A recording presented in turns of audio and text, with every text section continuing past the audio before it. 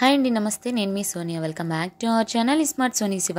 ఈరోజు మన వీడియోలో బొజ్జ గణపయ్యకి ఎంతో ఇష్టమైన కొబ్బరి బెల్లం కుడుములను అయితే చూపించబోతున్నాను. వినాయక చవితికి ఏ ప్రసాదం చేసినా చేయకపోయినా కంపల్సరీగా కుడుముల రెసిపీని అయితే ప్రసాదంగా పెడతాం కదా బొజ్జ గణపయ్యకి. అలాంటి కుడుముల రెసిపీని ఈజీగా అలాగే పర్ఫెక్ట్గా ఎలా చేసుకోవాలో ఈ వీడియోలో చూపించబోతున్నాను.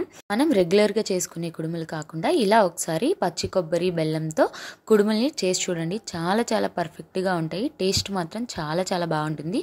ఈ వీడియో చూసాక మీరు కూడా తప్పకుండా ఈ వినాయక చవితికి ట్రై చేయండి. లేట్ చేయకుండా వీడియోలోకి వెళ్ళిపోతాం. ముందుగా స్టవ్ మీద ఒక గిన్నె పెట్టేసుకుని అందులోకి 3/4 కప్పు దాకా బెల్లం తురుమును అయితే వేసుకోవాలి. అదే కప్పుతో 1 కప్పు దాకా వాటర్ని అయితే వేసేసుకొని హై టు మీడియం ఫ్లేమ్లో అడ్జస్ట్ చేసుకుంటూ గరిటెతో తిప్పుకుంటూ బెల్లం మొత్తాన్ని కూడా ఇలా కరిగించుకోవాలి. ఇలా చక్కగా బెల్లం అంతా కూడా కరిగిపోయిన తర్వాత ఈ బెల్లం నీళ్ళను పక్కకు తీసుకొని స్ట్రెయిన్ చేసుకొని పక్కన పెట్టేసుకోవాలన్నమాట. ఇప్పుడు అదే స్టవ్ మీద ప్యాన్ పెట్టేసుకొని అందులోకి 1 టేబుల్ స్పూన్ దాకా గీ వేసుకోండి. ఇప్పుడు ఇందులోకి 1/3 కప్పు దాకా పచ్చి కొబ్బరిని ఇలా తురుముకొని వేసుకోండి. ఈ కొబ్బరి తురుమని చక్కగా ఈ నేతిలో వేయించుకోవాలి. చక్కగా గోల్డెన్ బ్రౌన్ కలర్ వచ్చేంత వరకు ఇలా వేయించుకోవాలి. ఇలా కొబ్బరి అంతా చక్కగా వేగిపోయిన తర్వాత ఇందులోకి ముందుగా మనం బెల్లం నీళ్ళని పక్కన పెట్టుకున్నాం కదా, స్ట్రెయిన్ చేసుకొని ఆ నీళ్ళు మొత్తాన్ని కూడా ఈ కొబ్బరిలో అయితే వేసేసుకోవాలి.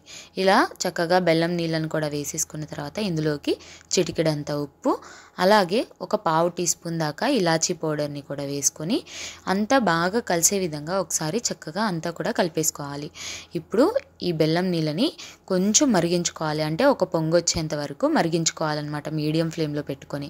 ఇలా చక్కగా మరుగుతున్న టైంలో ఫ్లేమ్ని సిమ్లో పెట్టేసుకొని 1 కప్పు దాకా బియ్యం పిండిని అయితే వేసుకోవాలి. ఇక్కడ మనం ఏ కప్పుతో అయితే స్టార్టింగ్ నుంచి మెజర్ చేసుకున్నామో అదే కప్పుతో అన్నిటిని కూడా కలుచుకోవాలన్నమాట. ఇలా బియ్యం పిండి వేసుకున్న తర్వాత చక్కగా కలుపుకుంటూ దగ్గరగా అయ్యేంత వరకు ఉడికించుకోవాలి. మీరు ఇక్కడ పొడి బియ్యం పిండి అయినా వాడుకోవచ్చు, లేదా తడి బియ్యం పిండి అయినా వాడుకోవచ్చు. అది మీ ఇష్టం. ఏ బియ్యం పిండి వాడుకున్నా సరే చక్కగా ఫ్రెష్గా ఉండేది వాడుకోండి. ఎక్కువ రోజులు నిల్వ ఉండేదైతే యూజ్ చేయొద్దు. ఫ్రెష్గా ఉన్నది యూజ్ చేస్తే కనుక కుడుముల టేస్ట్ అనేది ఇంకా ఇంకా బాగుంటుంది అనమాట. సో తప్పకుండా ఫ్రెష్ది వాడుకోండి. అలాగే మీకు ఏది అవైలబుల్ ఉంటే పొడి బియ్యం పిండితో కానీ, లేకపోతే తడి బియ్యం పిండి అవైలబుల్ ఉంటే తడి బియ్యం పిండితో కానీ ఈ కుడుముల్ని చేసుకోవచ్చు. సో ఇలా చక్కగా కలుపుకుంటూ ఇది చూడండి చక్కగా పిండి దగ్గరికి అయ్యేంత వరకు ఇలా కలుపుకుంటూ ఉడికించుకోవాలి. చూడండి కన్సిస్టెన్సీ అనేది నేను చూపిస్తున్నాను కదా వీడియోలో, ఇలా మనకి ముద్దలాగా రావాలన్నమాట.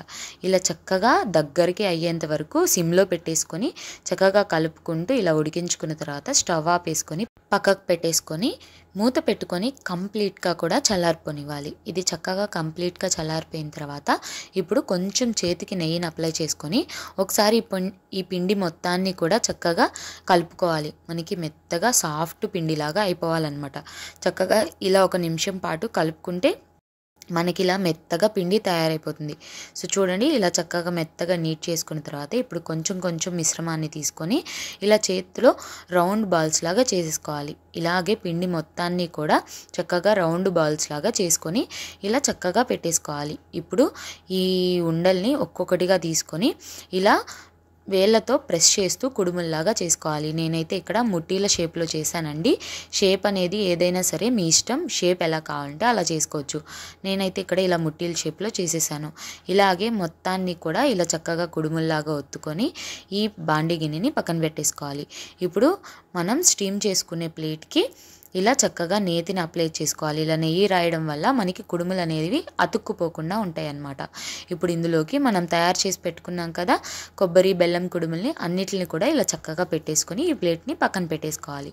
ఇప్పుడు స్టవ్ మీద ఇడ్లీ పాత్ర కానీ, లేదా స్టీమర్ కానీ, లేదా ఇలా ఏదైనా ఒక గిన్నెను కానీ పెట్టేసుకొని అందులోకి కొంచెం వాటర్ వేసేసుకొని మనం ముందుగా రెడీ చేసి పెట్టుకున్నాం కదా కుడుములు పెట్టుకున్న ప్లేటు, ఆ ప్లేట్ని పెట్టేసుకొని మూత పెట్టేసుకొని మీడియం ఫ్లేమ్లో ఒక 10 నిమిషాల పాటు స్టీమ్ చేసుకోవాలన్నమాట. 10 నిమిషాల తర్వాత నేను మూత తీసి చూపిస్తున్నాను చూడండి. మీకు చక్కగా మన కుడుములు అనేవి ఉడికిపోయాయి. మనకి టచ్ చేస్తే కనుక కుడుములు అనేవి మెత్తగా లేకుండా ఇలా కొంచెం గట్టిగా ఉంటాయి అన్నమాట. ఉడికిపోయిన వెంటనే మూత తీసేసి పక్కన పెట్టేయకుండా మూత పెట్టేసుకొని ఒక 5 నిమిషాల పాటు పక్కన చల్లారేంత వరకు వదిలేసేయండి. సో 5 నిమిషాల తర్వాత చక్కగా తీసుకొని సర్వ్ చేసుకోవాలి. నేను మీకు ఒకటి తుంచి చూపిస్తున్నాను చూడండి ఎంత పర్ఫెక్ట్గా వచ్చాయో మనకి కుడుములు. అంతేనండి, బెల్లం కొబ్బరి కుడుములు అయితే రెడీ అయిపోయినాయి. చక్కగా ఆ బొజ్జ గణపయ్యకి చక్కగా ఇలా చేసి వినాయక చవితి రోజు పెట్టండి. చాలా చాలా ఈజీ ప్రాసెస్ కదా. అలా చేసుకోవడం కూడా చాలా తేలిగ్గా అనిపిస్తుంది కదా మీకు కూడా చూస్తుంటే. ఈ వీడియో చూశాక మీరు కూడా ఈ వినాయక చవితికి ఇలా కొబ్బరి బెల్లం కుడుములు చేసి గణపయ్యకి నైవేద్యంగా పెట్టండి. మీరు ట్రై చేశాక ఎలా వచ్చిందో మీ ఫీడ్బ్యాక్ని నాతో షేర్ చేసుకోవడం అస్సలు మర్చిపోద్దు. ఇంకా ఎన్నో ప్రసాదం రెసిపీస్ని మన ఛానల్లో ఆల్రెడీ పోస్ట్ చేశాను. ఇంట్రెస్ట్ ఉంటే ఒకసారి డిస్క్రిప్షన్ని చెక్ చేసేయండి. లింక్స్ అన్ని డిస్క్రిప్షన్లో ఇచ్చేస్తాను. ఈ వీడియో కనుక నచ్చితే వీడియోని లైక్ చేయండి, మీ ఫ్రెండ్స్ అండ్ ఫ్యామిలీ రిలేటివ్స్కి షేర్ చేయండి. ఇంకా ఇలాంటి ఎన్నో ప్రసాదం రెసిపీస్ కోసం ఈ స్మార్ట్ సోనీ శివ ఛానల్ని సబ్స్క్రైబ్ చేయండి. ఈ వీడియో అయితే ఇంతే. మరొక మంచి వీడియోతో మళ్ళీ మీ ముందుకు వచ్చేస్తాను. అంతవరకు సెలవు. Bye all.